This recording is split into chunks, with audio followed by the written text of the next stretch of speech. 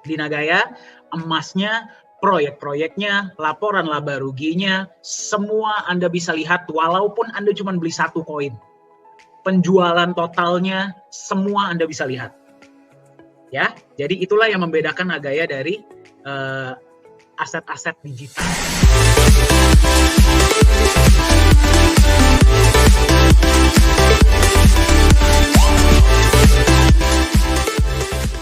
Kita nih ya, ada kedatangan tamu istimewa sekarang. Ya, jadi kita nggak menyadari tiba-tiba beliau hadir.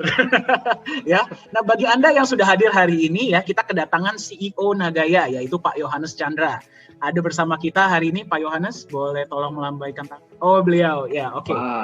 Saya akan pin dulu di depan.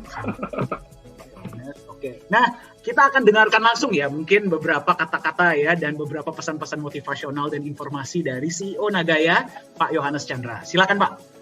Ya, makasih banyak Pak Dani. Ya, selamat sore teman-teman semua nih dari seluruh Indonesia. Ya, makasih banyak buat Pak Yunias, Pak Beni, Pak Alfian ya, yang sudah mungkin sharing. Saya agak telat tadi masuknya. Jadi sudah sharing tentang bagaimana sih mereka selama ini menjalankan ya fungsi sebagai promotor Nagaya. Oke, jadi saya tadi sempat dengar ya Pak Yunias bilang kita ini bukan MLM, betul sekali. Kita ini bukan MLM, tetapi cara kita untuk memberikan referral program, ya itu secara bertingkat. Ya mungkin kalau Bapak Ibu tahu sebenarnya lebih dekat ke asuransi sistemnya. Karena kalau MLM, aduh bonusnya kecil banget.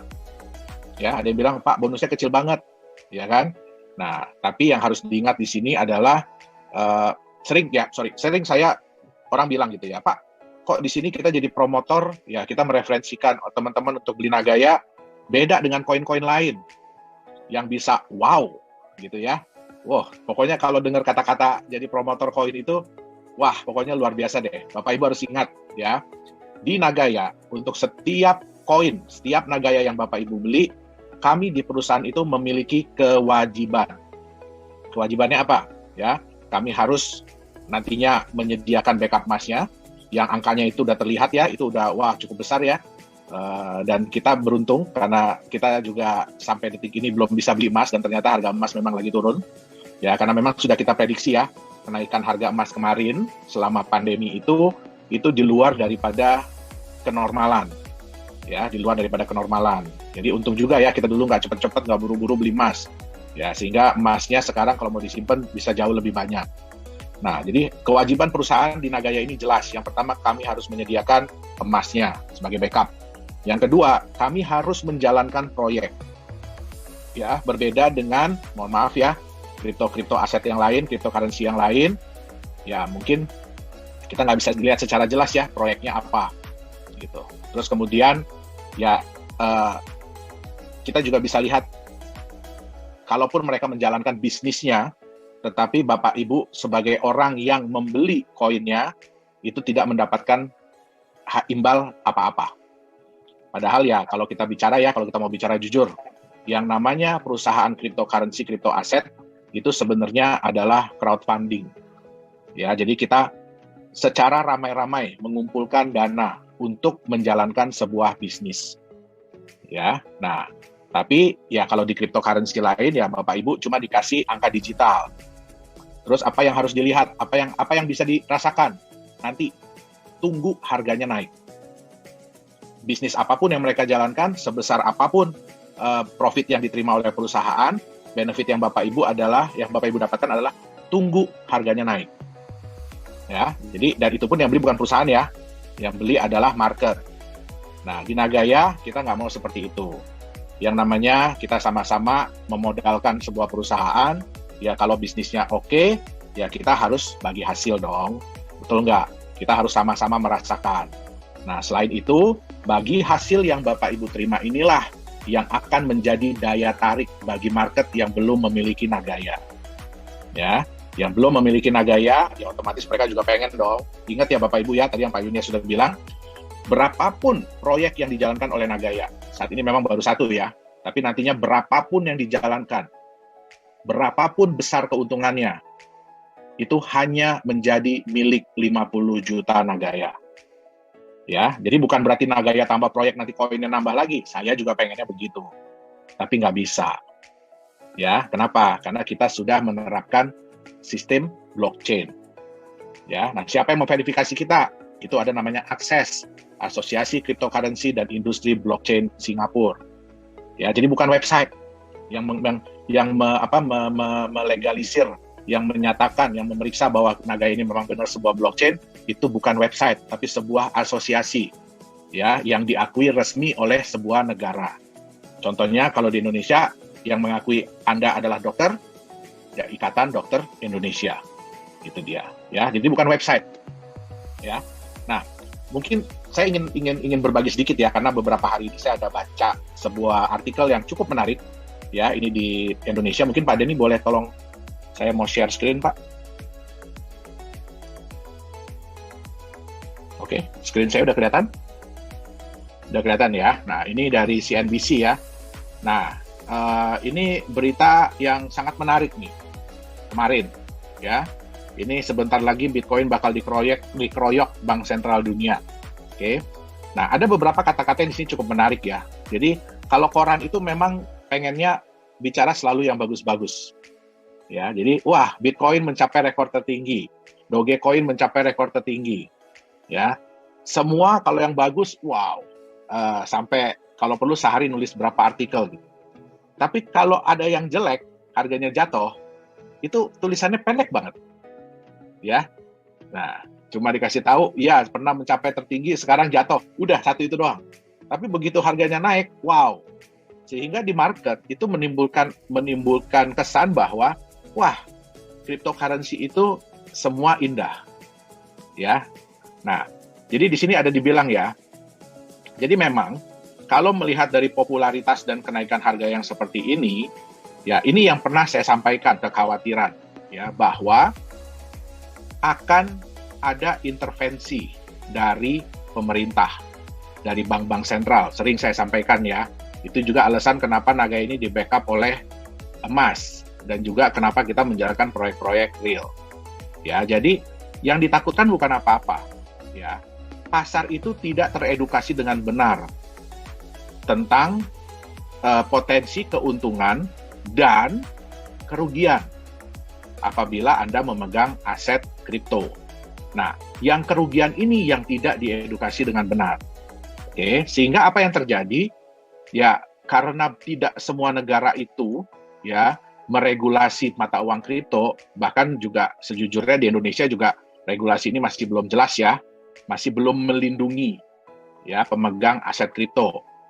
Ya, yang diatur itu hanya pedagang aset kripto. Ya. Nah, ini bisa dilihat ya. Jadi Bank Sentral Turki sudah mengeluarkan larangan penggunaan Bitcoin CS untuk membeli barang dan jasa. Ini mulai berlaku 30 April. Nah, ini alasannya apa? Karena menemukan resiko yang signifikan bagi pihak-pihak yang bertransaksi. Nah, artinya apa? Resikonya yang ditakutin. Ya. Nah, terus kemudian juga, nah kalau semua negara ini seperti ini ya, jadi lembaga keuangan itu nggak akan lagi bisa memfasilitasi platform yang menawarkan jual beli aset kripto, custody, transfer, hingga penerbitan cryptocurrency. Ya, nah kalau ini sampai terjadi, ya artinya apa? Itu exchanger tidak akan pernah bisa kerjasama dengan bank. Ya. Jadi Bapak Ibu kalau punya aset kripto lama-lama cuma beredar di dunia kripto aja. Jadi dari Bitcoin jadi USDT, jadi Ethereum jadi USDT, jadi apa jadi USDT, semua jadi USDT, nggak ada jadi US beneran. Ya, apalagi jadi rupiah. Nah, ini yang ditakutkan. Ya, makanya sudah banyak negara-negara yang mulai meregulasi. Nih, kita akan melihat serangkaian upaya yang dramatis untuk meregulasi mata uang kripto. Memang belum ada arah untuk melarang ya mata uang kripto. Yang dilarang hanya penggunaan bertransaksi, ya pembayaran. Tapi akan ada upaya yang dramatis untuk meregulasi mata uang kripto, dan ini juga yang sebenarnya Nagaya harapkan. Ya, sebenarnya sudah ada beberapa negara yang meregulasi. Contohnya Jepang, Singapura, Korea. Ya, itu mereka yang secara aktif bekerja sama juga. Makanya di 3 negara itu ada asosiasinya. Ya, nah, oke. Nah, ini kata-kata yang sangat penting. Ini kata-kata yang sangat bagus ya. Jadi ketua The Fed, ya Fed-nya Amerika Serikat, Jerome Powell, mengatakan Bitcoin CS itu merupakan kendaraan spekulasi. Jadi hanya cocok untuk orang-orang yang mau spekulasi. Ya. Di Nagaya, kami selalu mengatakan bahwa Nagaya ini adalah aset masa depan. Ya, aset itu adalah sesuatu yang Bapak Ibu pegang, ya, untuk jangka yang panjang. Jadi itu yang kita harapkan di Nagaya. Ya. Jadi bukan aset yang Bapak Ibu pegang hari ini, pelototin harganya 24 jam nggak tidur-tidur, ya, tunggu harga naik atau turun. Kalau naik syukur, nggak naik nangis. Kalau turun nangis, kan gitu, deg-degan. Ya, kita tidak mau Nagaya itu seperti itu. Ya, kita juga nggak mau harga Nagaya itu seperti harga Bitcoin sekarang atau harga Doge, ya, yang kayak roller coaster. Nanti kita lihat. Ya, yang kayak roller coaster, kita nggak mau seperti itu. Memang harga itu akan naik turun, tetapi relatif naik terus. Itu yang kita harapkan. Naik turun ada sedikit-sedikit, tapi relatif harganya akan naik terus. Itu yang jadi target Nagaya. Oke? Nah, ini juga membandingkan dengan emas yang dikatakan nilai sementara mata uang kripto tidak. Ya, selama ribuan tahun itu manusia itu sudah memberikan nilai khusus kepada emas yang tidak dimiliki oleh mata uang kripto. Ya, kita juga akan ada bikin sesi ya. Ini kebetulan ada beberapa orang yang ingin mengundang Nagaya. Kita akan bikin semacam talk show ya, yang akan kita nanti masukin di YouTube juga. Ya, membahas tentang apa iya sih mata uang kripto itu bisa disamakan sebagai emas digital. Ya, topiknya cukup menarik, makanya saya mau diwawancara nanti ya. Nah, ini juga ya. Nah, Bank Indonesia juga memberikan peringatan kepada masyarakat dalam menggunakan cryptocurrency. Ya, tidak bisa dijadikan alat pembayaran resmi ya. Jadi Bapak Ibu ingat ya, kalau ada mata uang kripto yang bilang bahwa kami nanti akan bisa dijadikan sebagai alat pembayaran di Indonesia. Ya, itu kalau saat ini sih seperti mimpi di siang bolong. Ya, karena udah jelas-jelas berpuluh-puluh kali dikatakan. Bahkan US dollar pun tidak bisa dijadikan alat pembayaran resmi di Indonesia. Ya. Nah, ini harus dilihat ya, ini kata-katanya nih, ini sebenarnya menarik nih, ya. Sebagai otoritas sistem pembayaran, kita masih melarang penggunaan cryptocurrency sebagai pembayaran, tapi untuk investasi bukan dengan kita, jadi bukan tanggung jawab Bank Indonesia. Kita sudah mewanti-wanti resikonya karena tidak ada underlying asset. Ini kata-kata yang penting. Aset dasarnya apa? Ya, tidak ada nilai intrinsiknya. Oke. Nah, sekarang kalau kita lihat, kenapa sih dibilang ini sebagai sarana untuk apa tadi dibilangnya? Spekulasi, Pak. Spekulasi ya, ya. Nah, ini harga kita lihat ya, harga Bitcoin ya 7 hari ke belakang. Ya, Bapak Ibu bisa lihat ya, itu kalau naik turun, ini bisa lihat di chart ini ya. Ini chartnya dari 50.000 $50.000 sampai ke $60.000 sampai ke $65.000. Jadi dengan pergerakan yang sedikit ini aja tuh nilainya udah ribuan dolar loh. Ya, naik sedikit, turun sedikit. Nah, jujur saya pribadi ya, saya nggak suka konsep seperti ini. Trading ya, kalau saya nggak suka konsep trading. Kenapa? Karena buat saya kalau di trading itu, ada yang untung, pasti ada yang dirugikan. Nggak mungkin semua untung. Kalau kita bicara di seperti ini, kita bermain trading di forex lah, di kripto, itu ada yang untung, pasti ada yang rugi. Ya, nah di Nagaya, kenapa kita berharap harga kita relatif lebih stabil? Ya, kalau kita lihat di sini, kalau kita bicara ya, waktu harga naik nih, ini kalau saya buka di 1 bulan deh. Ya, nah kalau ada yang beli di sini harga 51.489, ya, terus kemudian dia jual di sini 60.050, pasti ada orang yang beli di 60.050. Makanya transaksi itu terjadi. Nah, yang beli di 51.000, ya dia untung memang. Tapi begitu orang ini beli di 60.050, apa yang terjadi begitu harga turun jadi 57.000? Ini turunnya bukan main-main loh ini. Ya. Nah, kebanyakan orang, dan kita harus ingat ya, di cryptocurrency itu nggak semua orang trading. Nggak semua orang ngerti baca chart, nggak semua orang ngerti, ya bisa menduga-duga.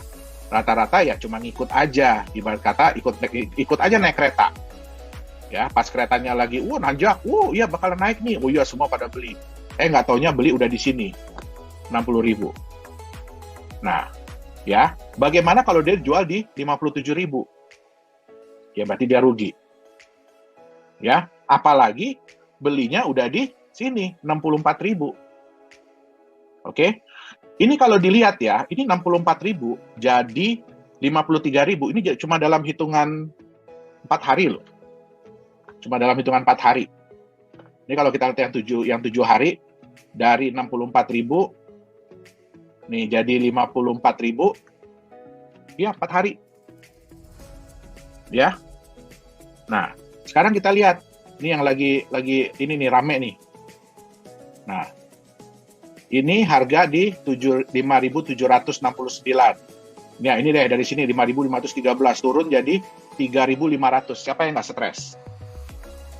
Saya tanya. Ya, makanya ini dibilang kendaraan spekulasi. Kenapa? Kita nggak pernah tahu turunnya sampai mana, naiknya sampai mana. Nah, sekarang kita bandingkan dengan barang yang punya nilai dasar intrinsik. Ini contoh Bapak Ibu bisa lihat ya, Facebook. Ini chart 5 hari. Ini range-nya 312 sampai 303. 313 sampai 303. Ya. Kalau kita lihat lagi yang lebih stabil.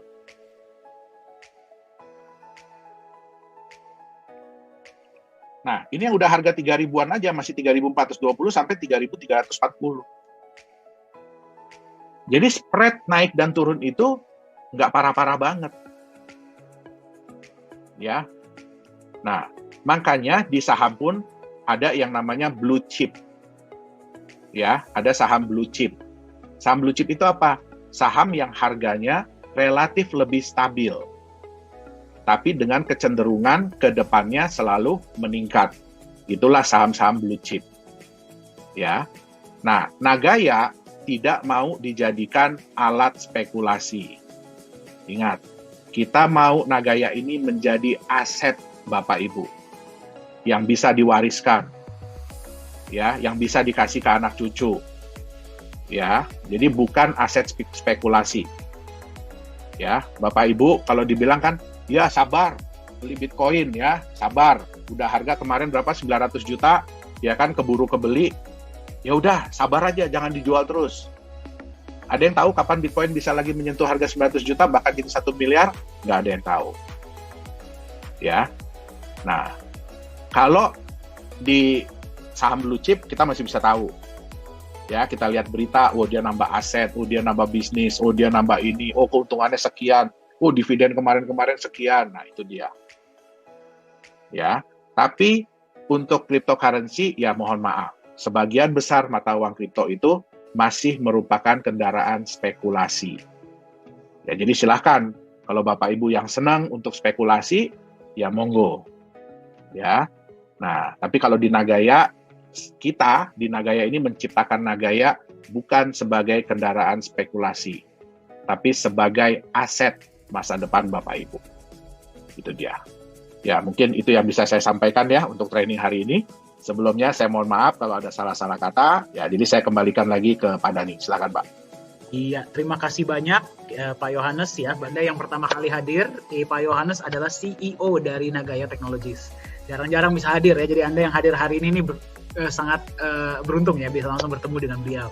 Nah, tadi saya simpulkan ya bahwa mayoritas dari cryptocurrency ini sayangnya, unfortunately itu masih dijadikan sebagai alat spekulasi. Ya, jadi nggak ada yang kita mengetahui spekulasi itu dari mana. Biasanya kita tuh ada yang namanya technical dan fundamental analysis. Di cryptocurrency kita tidak bisa melakukan fundamental analysis sama sekali, ya karena kita nggak paham bisnisnya seperti apa, laporan keuangannya bagaimana, tidak ada yang bisa dipelajari. Itulah kenapa naik turunnya seperti tadi Pak Yohanes bilang, kita nggak tahu kapan akan naik, kapan akan turun. Ya kalau sentimen lagi positif dia naik, sentimen lagi negatif dia turun.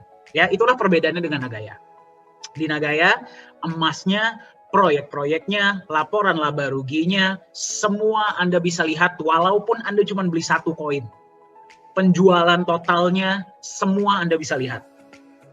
Ya, jadi itulah yang membedakan Nagaya dari aset-aset digital lain.